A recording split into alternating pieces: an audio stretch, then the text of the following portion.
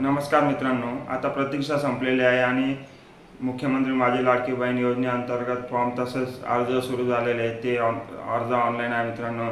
तर नारी शक्ती दूत त्या ॲप्लिकेशनवरून तुम्ही स्वतः महिला घर बसल्या आपल्या अँड्रॉइड मोबाईलवरून हे फॉर्म भरू शकता. तर या फॉर्म भरण्यासाठी काय डॉक्युमेंट्स अपलोड करावे लागतील, तसेच फॉर्म कसा भरायचा याची संपूर्ण A to Z माहिती लाईव्ह प्रोसेस सांगणार आहे मित्रांनो. तर शेवटपर्यंत व्हिडिओ नक्की पहा. नमस्कार मित्रांनो, यासाठी सर्वात अगोदर आपल्याला प्ले स्टोअरवरून नारी शक्ती दूत ॲप हे डाउनलोड करायचं आहे. तर मित्रांनो, मी अगोदर डाउनलोड करून घेतलेलं आहे. तर अशा प्रकारचं ॲप आहे ते ओपन करायचं. ओपन केल्यानंतर अशा प्रकारचं पेज ओपन होईल. तर सर्वात अगोदर आपण आपला मोबाईल क्रमांक प्रविष्ट करायचा आहे आणि त्यानंतर टर्म्स अँड कंडिशन ॲक्सेप्ट करायचे मित्रांनो. आपल्या मोबाईल क्रमांकावर एक 4 डिजिटचा OTP कोड पाठवला जाईल. तर तो या ठिकाणी टाकायचा आहे मित्रांनो. व्हेरीफाय करायचा आहे. व्हेरीफाय झाल्यानंतर अलो करायचं आहे मित्रांनो. तर मित्रांनो, OTP कोड प्रविष्ट केल्यानंतर अशा प्रकारचं विंडो ओपन होईल. तर तुमची प्रोफाईल अपूर्ण आहे असं आहे दिसत आहे आपल्याला. तर आपली माहिती भरण्यासाठी येथे क्लिक करा मित्रांनो.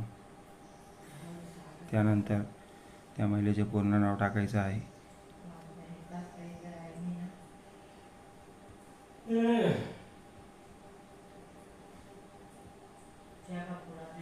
अशा प्रकारे पूर्ण नाव टाकायचं मित्रांनो. त्यानंतर जर तुमच्याकडे ईमेल ID असेल तर तुम्ही टाकू शकता, नाहीतर नाही टाकले तरी चालेल. त्यानंतर डिस्ट्रिक्ट निवडायचं आहे म्हणजे जिल्हा.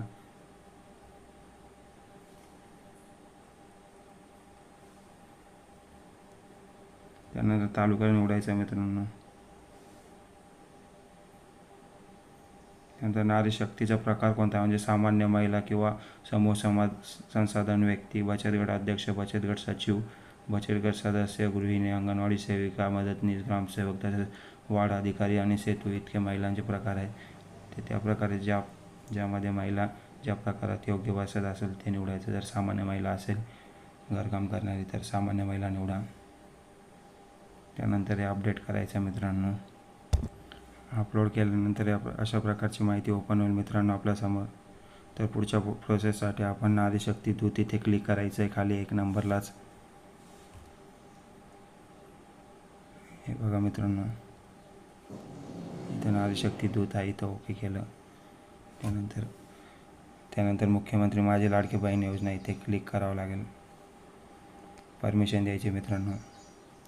तर आधार कार्डप्रमाणे ॲज इट इज पूर्ण डिटेल आपल्याला या ठिकाणी भरायची आहे. आपण हे नाव आणि ते सगळे डिटेल डेमोसाठी घेतले मित्रांनो. हे सगळं काही फेक आहे.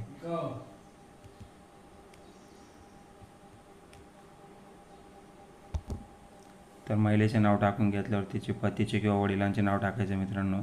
जर विवाहित महिला असेल तर पतीचे नाव, मुलगी भरत असेल तर तिच्या वडिलांचे नाव.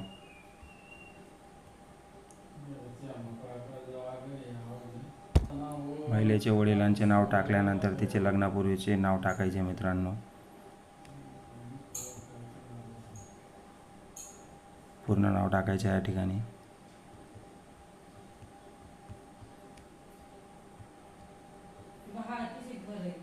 नंतर त्या महिलेची जन्मदिनांक या ठिकाणी जायचं मित्रांनो. समजा जर फेब्रुवारीमध्ये जन्म आहे तर 2, जर 10 तारीख असेल तर 10. त्यानंतर समजा 1980ला जन्म झालेला आहे तर या प्रकारे टाकायचं तुम्ही. फेब्रुवारी 10 तारीख आणि 1980 वर्ष. तर हे बघा आता बरोबर आलं. 10 फेब्रुवारी 1980, वय वर्ष 44. तर त्यानंतर अर्जदाराचा संपूर्ण पत्ता टाकायचा आहे मित्रांनो.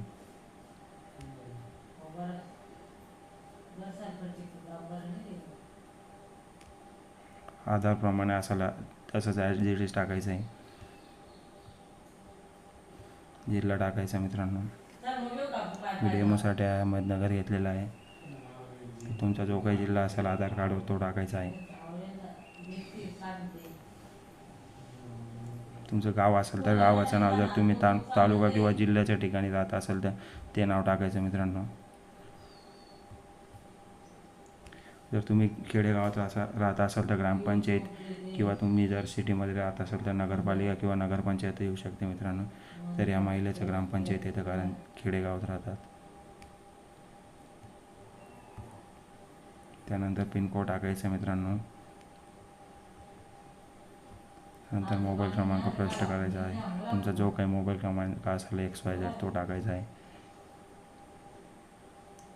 त्यानंतर आधार क्रमांक, 12 अंकी आधार क्रमांक असतो मित्रांनो, तो टाकायचा आहे अशा प्रकारे. त्यानंतर शासनाच्या इतर विभागामार्फत राबविण्यात येणाऱ्या आर्थिक योजनेचा जर तुम्ही लाभ घेत असाल तर होय म्हणायचं, जर घेत नसाल तर नाही म्हणायचं मित्रांनो. त्यानंतर वैवाहिक स्थिती, महिला विवाहित आहे की अविवाहित किंवा विधवा, परित्यक्त्या, निराधार, घटस्फोटित या प्रकारे कोणतेही एक निवडायचं आहे. त्यानंतर जर महिलेचा जन्म परराज्यात झालेला असेल तर होय करायचं, जर महाराष्ट्रात झालेला असेल तर नाही. तर बँकेचं नाव टाकायचं मित्रांनो, जे काही बँक असेल तुमची ती पूर्ण नाव टाकायचं बँकेचं.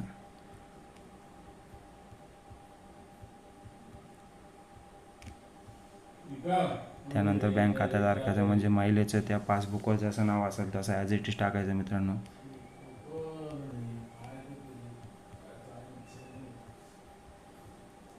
त्यानंतर बँक खाते क्रमांक म्हणजे अकाउंट नंबर आपल्या पासबुकवर पाहून व्यवस्थित टाकायचा मित्रांनो. अकाउंट नंबर टाकून झाल्यावर मित्रांनो IFSC कोड टाकायचा आपल्याला. जर समजा माझी SBI बँक आहे तर SBIN हे पूर्ण कॅपिटल लेटरमध्ये टाकायचं मित्रांनो. SBIN अशा प्रकारचं IFSC कोड असतं मित्रांनो. ते तुमच्या बँक पासबुकच्या पहिल्या पेजवर अकाउंट नंबरच्या खालीच असतं. त्यानंतर आपला आधार क्रमांक बँक खात्याला जोडला आहे का, होय जर असेल तर होय करायचं, म्हणजेच आधार कार्ड जे आहे ते बँकेला लिंक करायचं मित्रांनो. जर नसेल तर लगेचच आपल्या जवळच्या ब्रांचला, म्हणजे तुमचं ज्या बँकेत अकाउंट असेल त्या ठिकाणी जाऊन तुम्ही हे करू शकता मित्रांनो. हे बघा त्यांनी काय म्हटलेलं, आपला आधार क्रमांक बँक खात्याला जोडले आहे का, नसल्यास आधार क्रमांक बँक खाते संलग्न, म्हणजे अत्यावश्यक आहे मित्रांनो, करावंच लागेल तुम्हाला. त्यानंतर आपल्या व्हिडिओमधील सर्वात महत्त्वाचा भाग म्हणजे कागदपत्र अपलोड करण्याचा आहे मित्रांनो. तर सर्वात अगोदर हे पाहू शकता आपण, आपल्याला आधार कार्ड हे टाकणे आवश्यक आहे. तर अशा प्रकारे, आणि जे मॅक्झिमम इमेज साईज आहे मित्रांनो ते 5 MB पर्यंत चालेल, म्हणजे 5 MBच्या वरती नाही चालणार, 5 MBच्या आतच असावी. त्या गॅलरीमध्ये अशी इमेज सिलेक्ट करायची. तर मित्रांनो मी इथे डेमो फॉर्म भरत असल्यामुळे तुम्हाला अशा ब्लर फोटो टाकतो. जर तुम्ही मित्रांनो तुमचा आधार कार्ड टाकायचा आहे. त्यानंतर दुसरं जे कागदपत्र आहे मित्रांनो, तर त्या ठिकाणी आपल्याला 15 वर्षा अगोदरचा पुरावा द्यावा लागणार आहे. म्हणजेच आदिवासी प्रमाणपत्र किंवा जन्म दाखला किंवा शाळा सोडायचा दाखला, हे दोघं 15 वर्षापूर्वीचे असायला पाहिजे मित्रांनो. जर हे तिघंही नसेल तुमच्याकडं तर तुम्हाला ऑप्शन आहे पिवळा किंवा केशरी रेशन कार्ड, मतदान कार्ड आणि रहिवासी दाखला. यापैकी कोणतेही एक असणे आवश्यक आहे. या ठिकाणी तुमच्याकडे ऑप्शन खूप आहे मित्रांनो. जर तुमच्याकडे पिवळं किंवा केशरी रेशन कार्ड असेल तर तुम्हाला काही दुसऱ्या इतर डॉक्युमेंटची गरज पडणार नाही. हे सुद्धा 5 MBच्या खाली पाहिजे मित्रांनो. अशा प्रकारे सिलेक्ट करायचं आहे कागदपत्र. त्यानंतर उत्पन्न प्रमाणपत्र किंवा पिवळे किंवा केशरी रेशन कार्ड. जर समजा मित्रांनो तुमच्याकडे पिवळे किंवा केशरी रेशन कार्ड नसेल तर तुम्हाला उत्पन्न प्रमाणपत्र असणे आवश्यक आहे. ते तुम्ही सेतूमधून काढू शकता. तर त्यानंतर आहे मित्रांनो अर्जदाराचे हमीपत्र. हे जे हमीपत्र आहे मित्रांनो ते मी डिस्क्रिप्शनमध्ये PDF लिंक दिलेली आहे, ते तुम्ही डाउनलोड करून प्रिंट काढून घ्या आणि ते व्यवस्थित वाचून त्याच्यावर सही करून अपलोड करायचं आहे मित्रांनो. त्यानंतर बँक पासबुक, अशी 1 2 3 4 5 प्रकारचे डॉक्युमेंट आहे मित्रांनो.